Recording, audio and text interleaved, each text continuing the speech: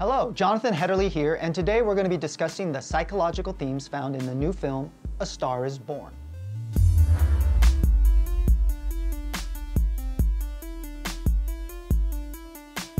Psych Cinema is Shrink Tank's video series where I review and discuss the themes found in the films that I watch and love. But before we get started, do me a favor, click on the notification bell and subscribe to our channel. That way you'll never miss out on the videos that explore the intersection of psychology and pop culture. So what I'm going to do is I'm going to give a brief synopsis and review of the film A Star is Born, and then we're going to dive into the psychology found in the film. Now, just spoiler alert, we're going to be talking about the film, so if you haven't seen it yet, pause this video, go out, see A Star is Born, then come back and finish this video.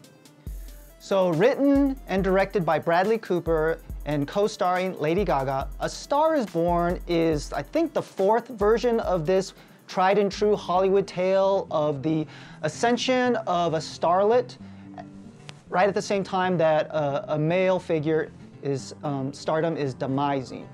The last version, I believe, was the late 70s, starring Barbra Streisand.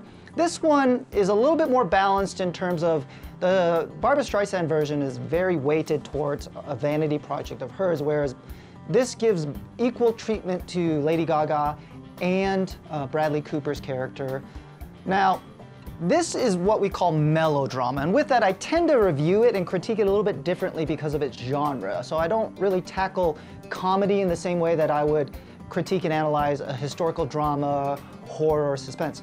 And melodrama, first and foremost, is about exaggeration. It's about evoking emotion. It's about the tension and the tragedy and the hope.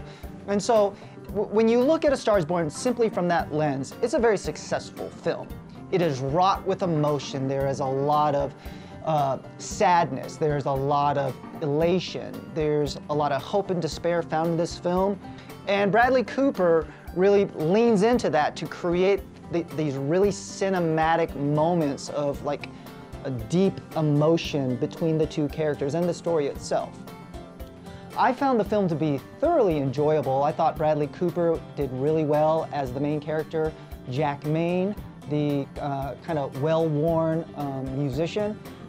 But I think Lady Gaga really steals the film, and her portrayal of Ally as a singer that's up and coming, that just needs her chance to shine, I think she really steals the film, and every scene that she's in is elevated. I think Lady Gaga is a natural performer. I was quite surprised by her ability to portray the character of Ally with a lot of nuance, and she's a great actress.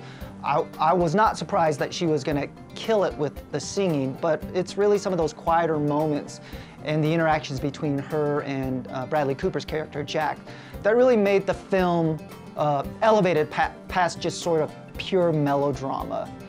Now, having said that, there is a lot to admire about this film, and there are some things that either are problematic or just kind of I have mixed feelings about. And with that, let's actually just transition straight into talking about the psychology of the film, because that's really where some of the aspects of the film I wrestle and struggle with a little bit. So first and foremost, one of the things that this movie really leans heavily on is alcoholism and addiction. And so the character of Jack Maine, very early on, we see him popping pills before a concert or in the middle of it. We see immediately following the concert him getting in his car and drinking alcohol, hard liquor. It's Jack's alcoholism that actually connects him with Ally. After a show, when he runs out of booze, he happens upon a drag bar to get another drink, and he happens to meet Ally, who's getting ready to perform there.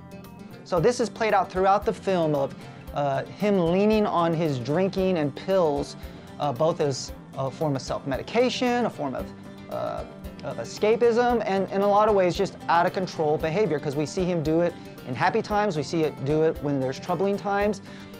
The film, in some ways, is a mixed bag in terms of its representation. Now again, on the one hand, because this is melodrama, I don't think they're setting out to create a purely accurate portrayal of alcoholism and addiction. But on the other hand, because it's woven into the central theme of the film, it's hard not to do some critique and analysis of it. I think first and foremost, the film does a great job of sort of like threading out some backstory and you recognize that for Jack's alcoholism, it doesn't live in isolation. Apparently early on in his life, his father was his drinking buddy, and as early as age 12, he reminisces about getting drunk with his father. And we know this to be quite common for families of addiction and alcoholism. In fact, if you would think about someone that grew up as a child of an alcoholic, like common sense would tell you, they would probably be the last person you would expect to ever develop that type of problematic behavior. And yet we know that's just not true. And part of the reason is genetic vulnerability, but environmental. Like being around heavy drinking and out of control drinking a lot of times normalizes that type of behavior, so it doesn't seem so atypical or out of character for people, and they begin to mirror and exhibit that type of behavior as well. We also learn throughout the film that Jack has some tragedy and trauma in his background. His mother actually died in childbirth, and so he was essentially raised by an alcoholic father who really wasn't there and available. And so we discover that it's actually his older brother, played by Sam Elliott in the film, that essentially raised Jack. And again, this is very common with not only families of addicts, but dysfunctional families where there might be mental health or mental illness challenges. It's what tends to be called a parentified child, a child that has to step into kind of a caretaking role earlier in life, and in a lot of ways it kind of can disrupt their natural developmental period where they learn kind of independence and agency and have kind of healthy boundaries and roles growing up. It doesn't sound like Bradley Cooper's character and his older brother, played by Sam Elliott, got the chance to do that. And so we sort of see how his addiction, his alcoholism has really led to dysfunctional living, unhealthy relationships. You see in the film, Jack is pretty much blacked out and passed out from his drinking and drug use, and his older brother is tucking him in. And in a lot of ways, the film sort of kind of insinuates this is just sort of a pretty common occurrence, that the older brother is just sort of resigned to the role of his brother not controlling his alcohol and drug use, and he's left there to kind of tuck him into bed, make sure everything's okay. And this actually comes out very briefly even with the Lady Gaga character. Allie, very early on when she's sort of pushing back on Bradley Cooper's advances, and her dad, played by Andrew Dice Clay, is asking like, why? This could be your big moment, your big chance for stardom. She basically makes a small off-the-cuff remark that really stuck with me. She said, "He's a drunk, Dad. You should know something about that." And although that's not really fully explored, it might give some indication that she may also have some family history in dealing with alcoholism in her own family and life experience, and that might create maybe some ambivalence about her getting involved with Jack Maine, the Bradley Cooper character. But if that's the case, then that may also explain a little bit why after they do get together both professionally and romantically, in fact they get married in the film, his drinking continues to escalate. And you find her moving into the caretaking role that his brother had previously occupied. You see her cleaning him up. You see her making excuses for him. You see the Lady Gaga character apologizing profusely or coming up with reasons of why he's stressed or what's going on in his own life. And in a lot of ways, she's caught in the middle between being a caretaker as well as maybe an enabler, which you hear her wrestling. One time when he is in a drunken stupor and he hurts her, he comes back and apologizes.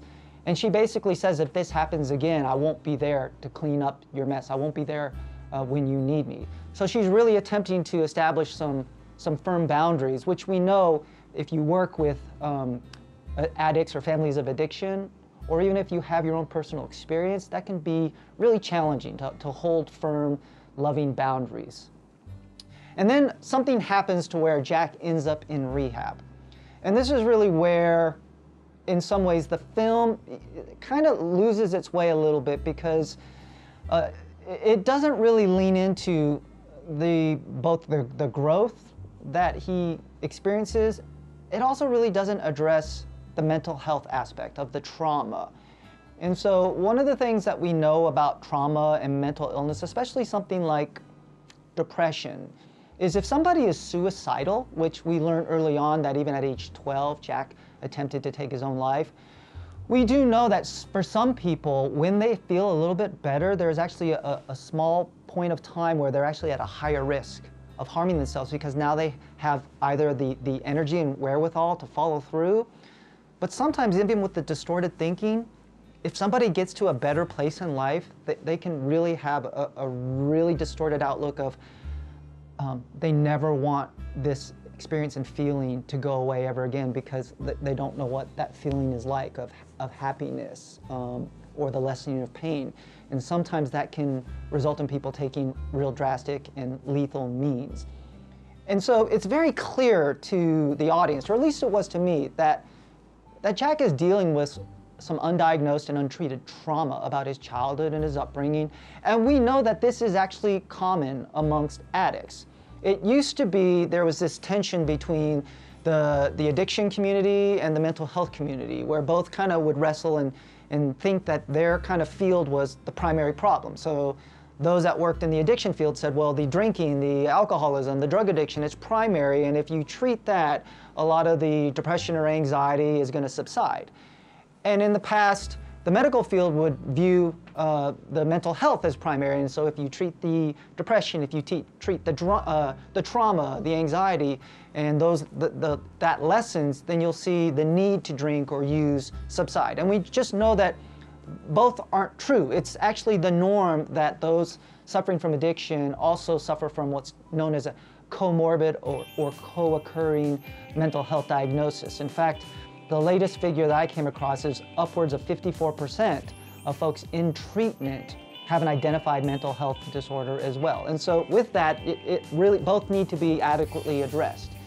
And the film shows nothing to indicate that Bradley Cooper's character, Jack Maine, is getting his mental health addressed, which makes the end when he really feels like that he's a burden to Allie, and that the only way she's going to really be able to shine and to really blossom in her celebrity and her career is for him to not drag her down, and he ends up taking his own life. And that really is handled, I think, in a very abrupt and jarring way, and maybe that's what the film, maybe that's what Bradley Cooper meant to do, was to make it very jarring. But in some ways, for the amount of time that they wove in addiction and trauma into the narrative, for it to kind of come to such an abrupt ending, felt a little hollow. It kind of, when melodrama and tragedy, it's never really satisfying if a story ends on a tragic or bittersweet note. But I did feel like the power of the ending really I kind of felt a little cheated. I didn't feel like they paid as much respect as they had throughout the film. Now, having said that, there is one element of this film that also is, some people have found problematic. I don't know where I actually fall on this, is that people are taking the gender politics into the film and they're dissecting it. And you're finding people on both sides of the aisle in terms of that it really celebrates feminism. It celebrates women in the Me Too moment of men sort of stepping out of the central role of power and allowing women to shine.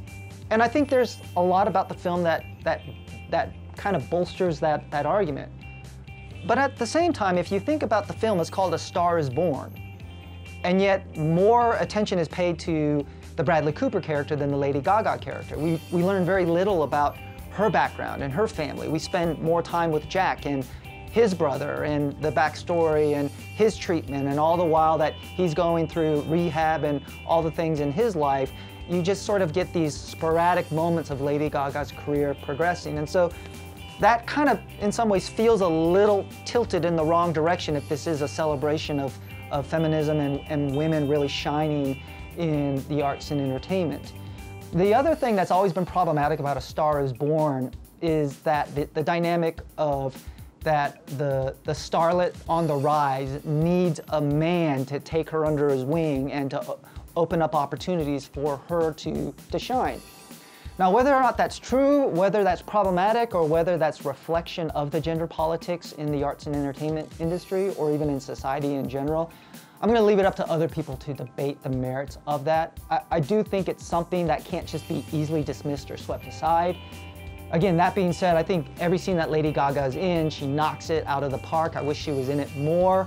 I encourage folks to see this film and really to kind of do their own analysis of what do you think about the depiction of mental health, substance abuse, and suicide. Well, that's going to do it for this episode of Psych Cinema.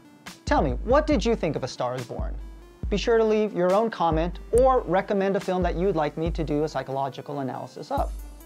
Be sure to follow me on Twitter and check out shrinktank.com, where you'll find articles, videos, quizzes, and more that explore the intersection of pop culture and psychology. Thanks for watching this episode of Psych Cinema. We'll catch you next time.